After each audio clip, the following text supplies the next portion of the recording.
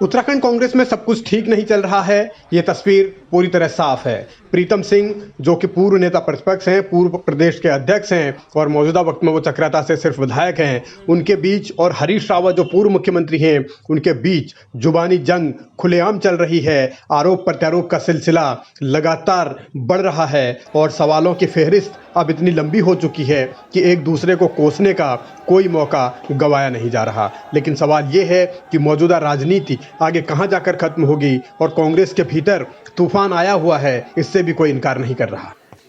कि जब हम चुनाव में जाते हैं तो चुनाव में हम राष्ट्रीय अध्यक्ष सोनिया गांधी जी, राहुल गांधी जी के नेतृत्व में जाते हैं और कांग्रेस का चुनाव निशान हाथ है। उस हाथ के निशान पर हम जनता के बीच में जाकर के अपनी बात कहते हैं और जनता हमारे बागी का फैसला करती है।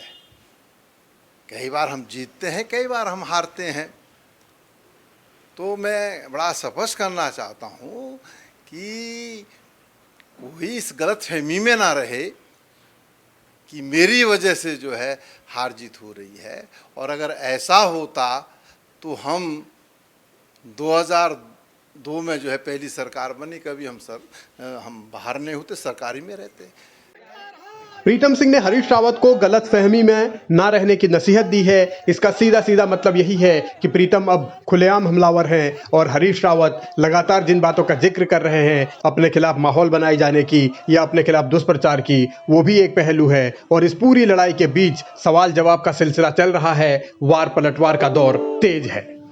जो कुछ हमारे साथी ने कहा है उसको मैं देव वाक्य मान करके, वो बिल्कुल सत्यता है। कोई भी व्यक्ति अपने प्रभाव से जीतता है, वो किसी या पार्टी के नाम से जीतता है, यही कारक हैं।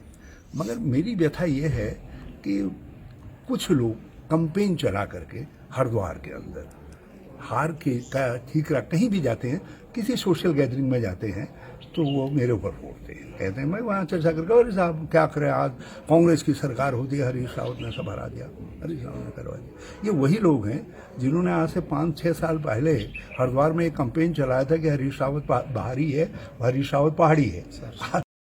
हरीश रावत अपनी तकलीफ बयां कर रहे हैं तो प्रीतम सिंह अपने तर्क दे रहे हैं। मगर तर्क और तकलीफ की सियासत के बीच कांग्रेस के भीतर जो तकरार छिड़ी है, उससे कार्यकर्ताओं के मनोबल पर जरूर असर पड़ेगा। लड़ाई जारी है और लड़ाई को सोशल मीडिया के जरिए हरीश रावत ने फिर आगे बढ़ाया है। उन्होंने कहा है कि 2016 में कांग्रेस पार्टी से भाजपा में दल बदल व उसके बाद का घटनाक्रम मुझसे नाराजगी का परिणाम है। ऐसा कहने वाले लोग भारतीय जनता पार्टी को उसके दोष से मुक्त कर रहे हैं, यानी भारतीय जनता पार्टी ने जो पाप किया उससे मुक्त कर रहे हैं। हरीश रावत ये भी कह रहे हैं कि फिर भी अगर लोग चाहते हैं, कांग्रेस के कुछ लोग, कि जो लोग भाजपा में तीर्थाटन के लिए गए हैं उन्हें वापस लाया जाना है, तो वो 2024 से पहले लाए। हरीश रावत अपनी कांग्रेस को लेकर अपने समर्पण का भी भाव बता रहे हैं और वो अपनी पोस्ट के जरिए भी बता रहे हैं कि कैसे वो इस उम्र में भी लाठी पकड़कर जगह जगह जा रहे हैं, 4-4 किलोमीटर की चढ़ाई चढ़ रहे हैं, लोगों से मुलाकात कर रहे हैं। इसका मकसद सिर्फ एक ही है कि कांग्रेस पार्टी मजबूत हो।